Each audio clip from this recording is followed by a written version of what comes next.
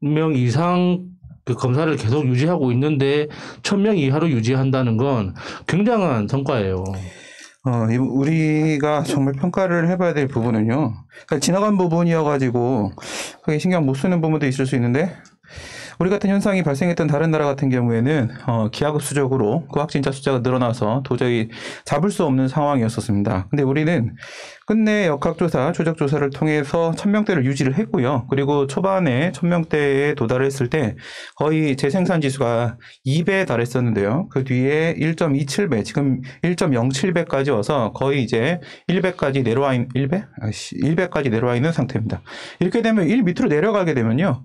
이제 잡혔다라고 충분히 볼 수 있는 것이고, 계속 말씀드린 대로 확진자 수보다 중요한 것은 확진율입니다. 확진율이 계속적으로 떨어지고 있다는 점이 상당히 긍정적으로 평가된다 볼 수 있습니다. 그러니까 미리 가서 이전에 지금 선별검사소에서 증상 무증상자들도 그 검사받게 하는 무료로 그 전에 정부가 뭘 했냐면은 요양원 같은 데 선제적 검사를 했어요. 2주에 한 번씩 그냥 다 전수조사 하는 거예요.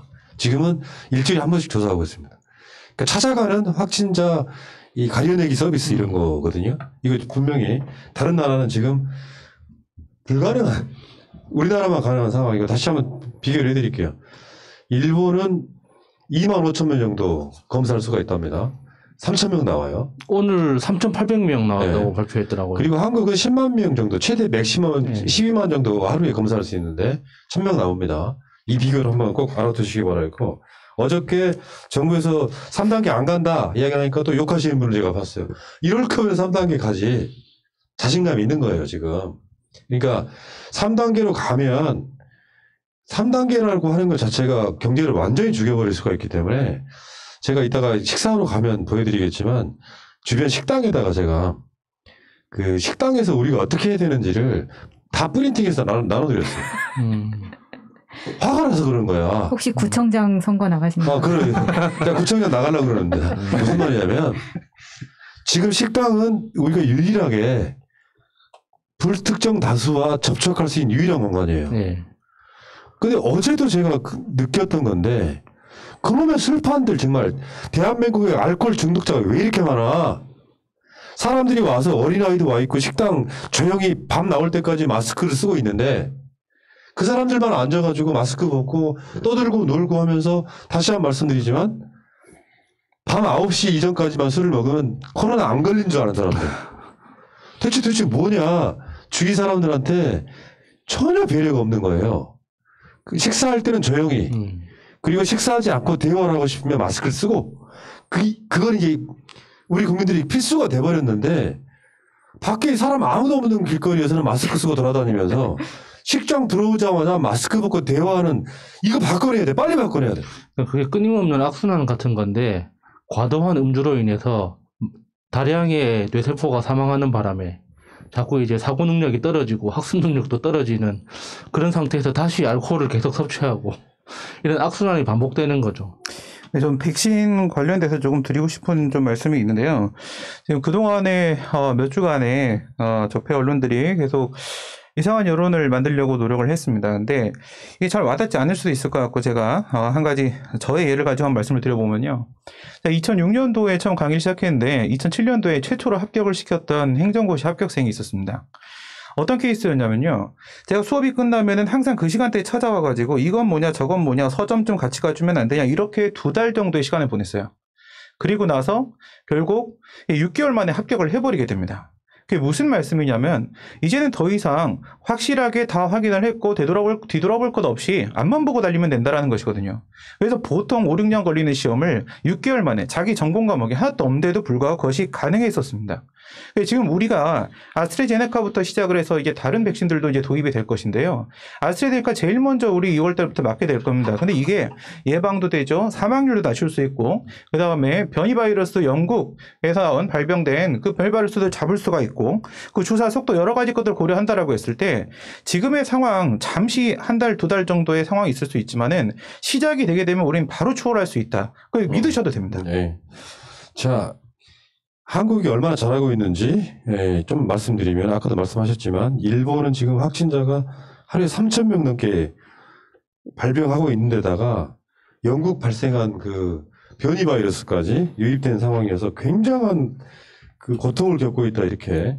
지금 영국에서 발생한 변이 바이러스는 이 전파율이 70%가 넘는다 그래요. 네, 1.7배. 네, 근데 지금 백신하고는 상관이 없고 백신하고 상관이 없는데 어쨌건 이게 들어오면서 지금 상당히 어려움을 겪고 있고 한국도 지금 들어올 것이냐 말 것이냐 그 초입에 있는 것 같긴 합니다. 그러니까 지금 영국에서 입국한 그 가족 중에 일부가 지금 그 70% 넘는 그 강력한 전파력을 가진 바이러스로 확인됐다고 최근에 나왔는데 그래도 그래도 크게 걱정할 필요가 없는 게 지금 현재 그 개발돼 있는 바이러스나 치료제가 다 그 바이러스까지 70% 전파력이 강하다는 그 바이러스까지 다 이 대응이 가능한 거기 때문에 그렇게까지 크게 걱정할 필요는 없을 것 같습니다. 네, 맞아요. 그렇게 전문가들이 얘기를 하고 있는데 네. 그 전문가의 목소리는 굉장히 축소를 시키고 지금 종편에서 하는 일은 막 변이 바이러스까지 들어왔으니 큰일 났다.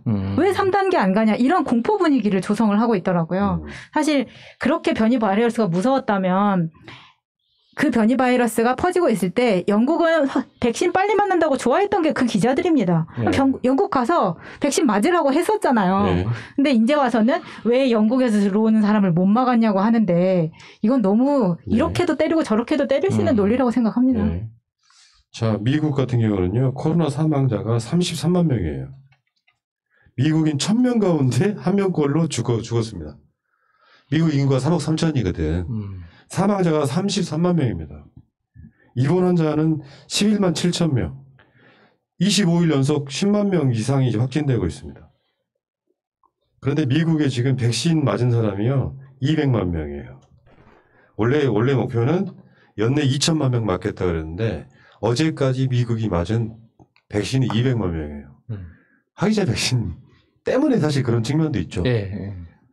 다 아시겠지만 화이자 모더나 백신은 이게 굉장히 낮은 온도에서 이송을 해와야 되고 이걸 해동하고 그 과정에서 뭐 식염수 등을 풀어가지고 희석시키는 과정이 필요해.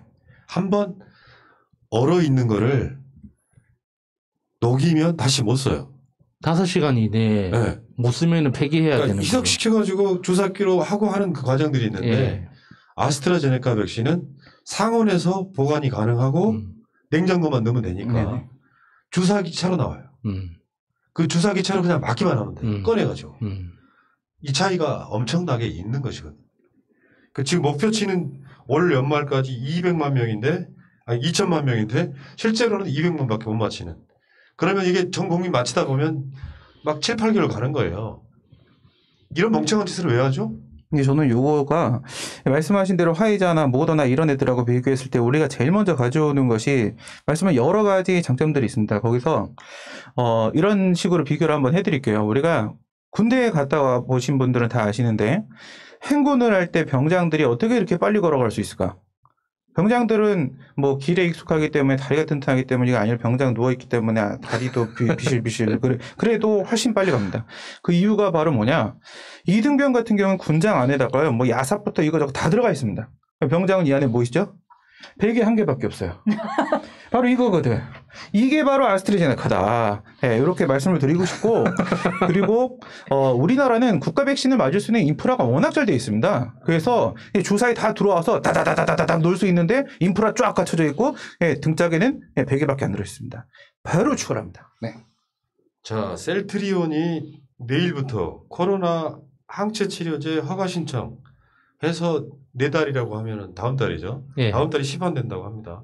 그 CTP59라고 하는 제품인데 여기에 치료제만 있는 게 아니고요. 선제적으로 맞으면 2, 3주이긴 하지만 백신 효과. 그러니까 코로나 바이러스에 안 걸리게 하는 효과가 있대요. 저는 이게 키라고 봐요. 그러니까 코로나 치료제를 세계에서 가장 먼저 상용화시키는 나라가 될 거예요. 그러면서 치료제가 유통되기 시작하면 백신 또 그렇게 빨리 맞을 필요가 없어지는 상황이 분명히 옵니다. 그러니까 지금 방역 실패론을 막 투하하고 있는 거죠. 왜? 문재인 정부의 일종의 마지막 보루 같은 거예요. 정경심 교수님, 윤석열 이런 이슈에 막 정신 못 차리고 있을 때 니들 방역까지 실패한 거야. 이런 프레임 씌우려고 그러는 건데 코로나 치료제도 굉장히 중요한 역할을 할 것이다. 그러니까 코로나가 처음 발생했을 때 제일 처음 아이디어 차원에서 제안됐던 방식이 지금 현재 셀트리온이 개발한 그 치료제 방식이에요. 코로나 바이러스라는 이름이 붙은 이유 자체가 바이러스 표면에 그 돌기들이 왕관처럼 생겨가지고 코로나라고 불렀는데 그 돌기 자체가 인간 몸에 들어왔을 때 세포에 딱 달라붙기 가장 좋은 구조거든요. 그런데 셀트리온 치료제는 그 돌기에 먼저 달라붙어요. 그래서 몸속에 들어온 바이러스가 다른 장기에 접촉을 하더라도 그 세포를 뚫고 들어가지 못하는, 그래서 스스로 사멸하도록 유도하는 방식이거든요. 그러니까 이게 지금 현재 유행하고 있는 코로나뿐만 아니라 코로나 계열 있잖아요. 이게 이제 메르스에서 파생된 바이러스인데 메르스 계열의 모든 바이러스에 다 같이 사용할 수 있는 굉장히 강력한 치료제거든요. 그러니까 이게 앞으로 지금 당장은 백신이 급하지만 멀리 보면 이 치료제가 사실 이 지구를 구원하지 않을까 하는 생각을 합니다. 근데 저도 이제 오늘 여기저기 이렇게 알아보면서 제일 먼저 들어오는 그 아스트라제네카를 해서 우선은 코로나에 감염되지 않게 만드는 역할이 백신의 기본적인 역할인데, 그런데 만약에 코로나에 걸린 사람이라고 한다면 그 사망률을 현저히 낮춰주는 그런 효과도 아스트라제네카 안에 있다라는 얘기를 들으면서 이거는 샴푸하고 린스를 한 번에 하는 거다. 이거는 스킨과 로션이 하나로 돼 있는 거구나. 엄청 좋다. 이렇게 생각을 했는데 지금 소연님이 전 이거 처음 봤거든요. 머리론이야? 이 셀트리온 이 얘기 지금 이거 보니까 이거는 거꾸로 들어오네. 그러니까 양쪽 다 모아놓은 이런 제품들이 우리한테 들어오는 건데, 아이고 기대가 아주 많습니다. 예. 자, 어쨌든 그렇고요.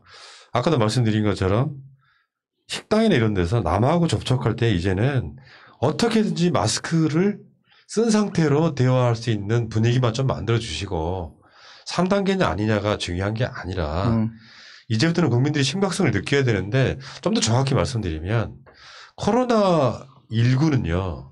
왜 전 세계적으로 난리가 됐냐면 일반 독감에 비해서 치명률이라고 부르는데 예전에 부르던 용어는 치사율이에요. 치사율이 한 10배 정도 높아요. 그러다 보니까 기저질환자, 병이 좀 있어서 면역이 떨어지는 사람들이나 고령자들이 사망할 수 있는 확률, 한국은 좀 많이 낮은 편입니다만 외국은 이 치명률이 어마어마하게 높아서 그런 사람들을 위해서 젊은 층은 무증상 감염자가 있다 그러죠. 걸려도 별 중요하지 않아.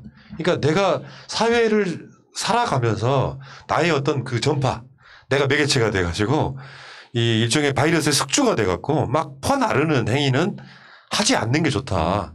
그러니까 밖에 나갔을 때 어떤 경우에도 내가 맨 얼굴로 마스크 쓰지 않고 대화하지 않는 것, 그게 식당이라 뭐든지 할지라도 다시 한번 말씀드려요. 가장 멍청한 짓거리 하지 맙시다.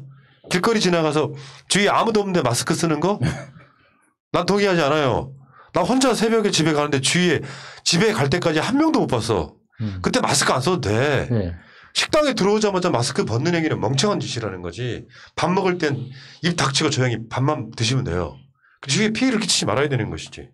자, 여기까지 하겠습니다.